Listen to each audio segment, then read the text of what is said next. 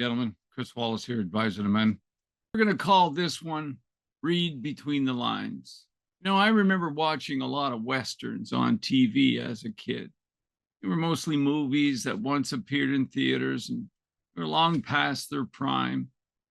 My imagination was piqued by contemporary actors of the day, like Clint Eastwood and Charles Bronson and Paul Newman, but also older era actors like John Wayne. My ma had 9 kids to look after, and with Dad in the Navy, we could attend Ottawa's RA Center, the Recreational Association Center. And it was known as a grand banquet hall, which hosted a lot of wedding receptions. There's also various clubs that use the premises. I think it even has target archery now.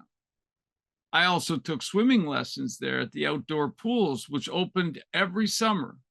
A smaller pool, no more than 3 or so feet deep for little ones, and an L-shaped longer and deeper pool for more advanced swimming. The long part of the L held the lanes where people swam laps. The shorter part of the L was much deeper and held 3 diving boards. It had a high one in the middle, flanked by 2 lower, significantly more springy boards where you could practice somersaults and other advanced dives. Sometimes members who had obviously been on college dive teams and the like could be seen doing all manner of half twists and triple flips and even something called the Joker off of those boards. I remember those like it was yesterday. I started taking lessons at the RA Center when I was still in single digits of age. Over several years, I became a proficient swimmer. Eventually, I could duck dive to the bottom of the deepest pool, 12, 15, 18 feet deep, something like that. Holding my breath, I could swim underwater the length of the longer lap pool. On a busy weekend, the diving pool would see a lineup of 10 or 15 people waiting to take their turn on each board. Unfortunately, my courage hadn't caught up with my ability yet. More than once, I ascended the higher diving board, only to be dizzied by its height and frozen in fear. People in line would call out to me, "Just do it and jump," but to no avail. Several times I chickened out, and I turned around and descended backwards down the ladder in shame, much to the audience's frustration and disappointment at having themselves been held up from taking their turns. Eventually, I got better and better at swimming and diving. I could execute a beautiful swan dive off the top board eventually that would be noticed by all. I tell you all this to say that every bit of learning to swim and dive was difficult, with each new level as challenging as the last. Though a little out of practice, I'm still a good swimmer, and it was from hard work and good coaching. There's a famous scene in a John Wayne movie, the 1953 film Hondo, where he gives advice to a 6-year-old boy fishing by a river. He makes the point that the kid is standing with his back to the sun, casting a shadow on the water. "If you can see it, so can the fish," says Wayne. When the suggestion is made that he fishes on the other side of the river so he won't cast a shadow, the boy explains that mom doesn't allow him over there because he can't swim. At this, John Wayne stops, picks up the boy, and tosses him awkwardly into the middle of the river. The boy's in over his head, and he's thrashing about as John Wayne tells him to grab a handful of water and pull it towards you. That's how I learned. Then mom arrives. John Wayne holds her off. The boy makes it to safety on the other side of the river and shouts, "I did it," with a triumphant wave. The scene ensues with mom saying she can't swim either. Wayne and mom suddenly look at each other, and it dawns on mom that she might get tossed in too. So she fucks off. She runs away. I mean, it's cute stuff for sure. But every time I've watched that scene over the years, I know full well that if you had tossed me into the water over my head at 6 years old, you'd be coming in after me, or else I probably would have drowned. It wasn't until I learned to fill my lungs with air to keep afloat and elongate my body in the water and use my arms and legs in tandem to either tread water or swim that I was safe. That took instruction. and not the do it or die approach depicted in the movie. I'm not saying there's no place for such things in the life of a boy. For example, when my young son wanted to build a fort around his sandbox, I suggested a saw to him. And I said, then I pointed him towards the best saplings. He cut a whole bunch of them. Then he bled a little too. I later told him I bleed almost every time I use a tool on something I haven't done yet, that it's to be expected. Well, his mom showed up, all anxious, and loudly insisted no more saws for him. So I laughed, and I told him he could use the saws or any other tool he likes as long as he puts it back, either on the pegboard if he can reach, or on the tool bench so I can hang it up later for him. He's been really good about it, too.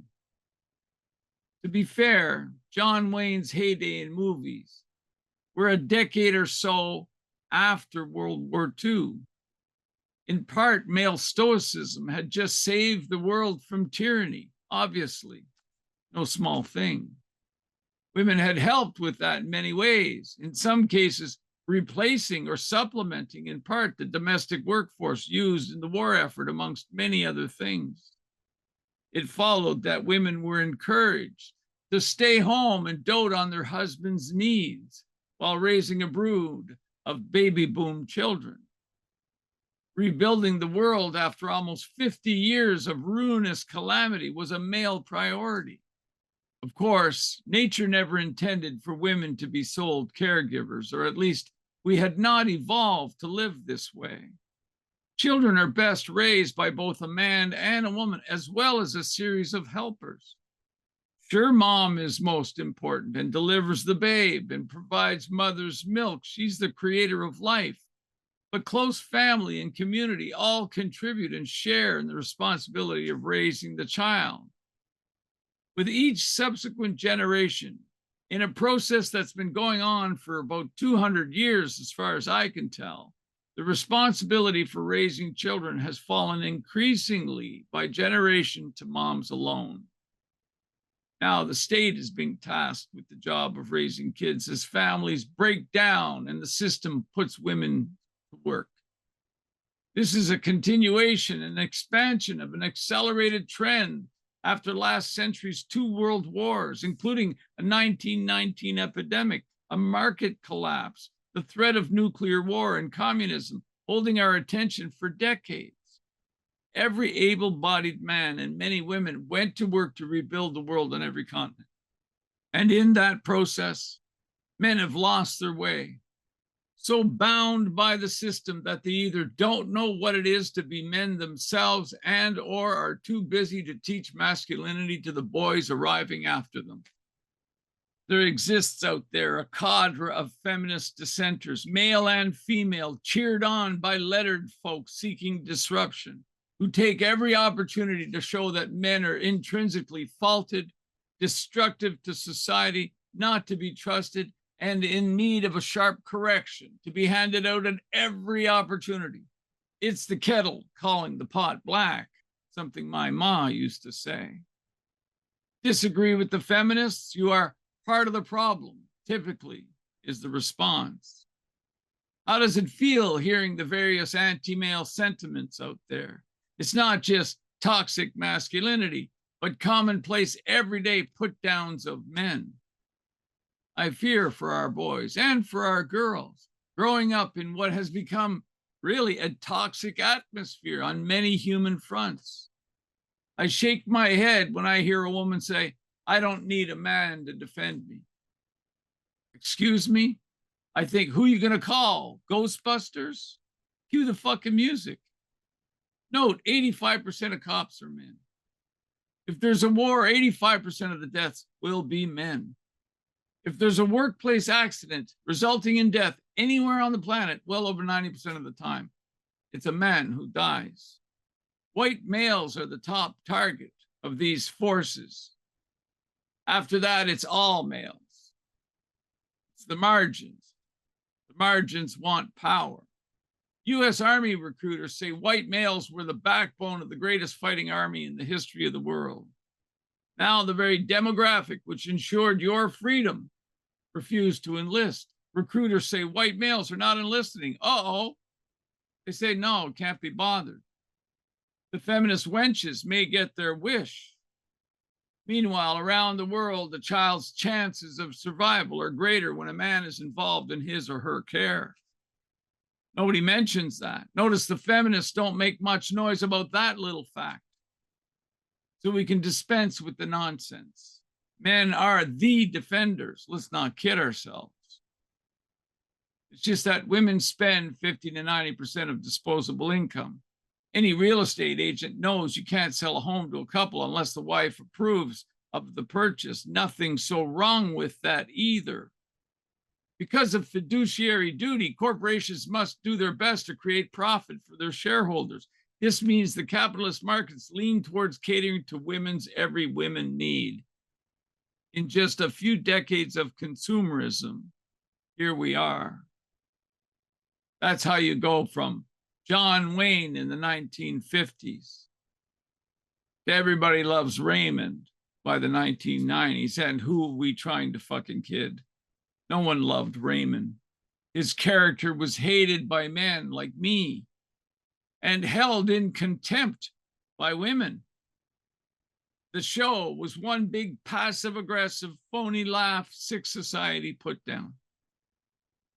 Now listen, as far as I can tell, cultures exist to bring out the best in their members while discouraging or even punishing behaviors that undermine the greater good. Our problem is that if we have come to believe that capitalism is culture and vice versa, there's a big difference between the two, although their influences have become blurred and melded as one. We are now increasingly being run from the margins by a preposterous egalitarianism. There I go again.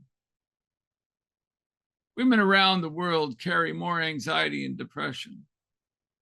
They use a gift of theirs, negative emotion, as an evolutionary adaptation to spot sickness and danger in their environment. That's pretty damn handy. Men tend to build cultures using their large group bias. Women contribute and then tend to stress test cultures on everybody's behalf. Ideally, we band together to take advantage of our strengths and shore up our weaknesses. She is still the burdened female and precious creator of life, and he is still the expendable male and powerful defender of life. With plenty of overlap between the two, this is what comprises Team Human. Suffice it to say that male bashing, from man box to toxic masculinity, are simple reflections from a feminized society, a way of waking men up to something requiring our attention.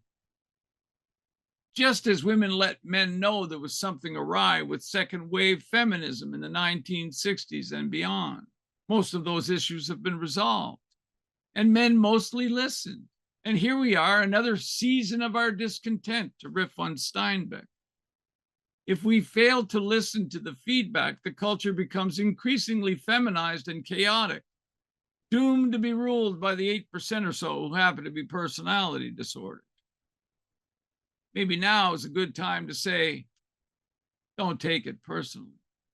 The John Wayne approach to teaching a boy to swim probably needs to disappear without losing or apologizing for what it means to be a man. I like to say, a man with a loyal woman by his side has the wind at his back, but he best stays out in front of her to feel it. At the societal level, what if you are being called to discover your masculine destiny once more? Could you answer the call? That's the question. Because in my estimation, that's exactly what's going on. And how do you know? Well, read between the lines. If you have any questions, if you have any comments, holler at me. I'll be sure to answer. Share, like, subscribe. You know the routine. In the meantime, stay powerful, true, and free. And as always, thanks for listening.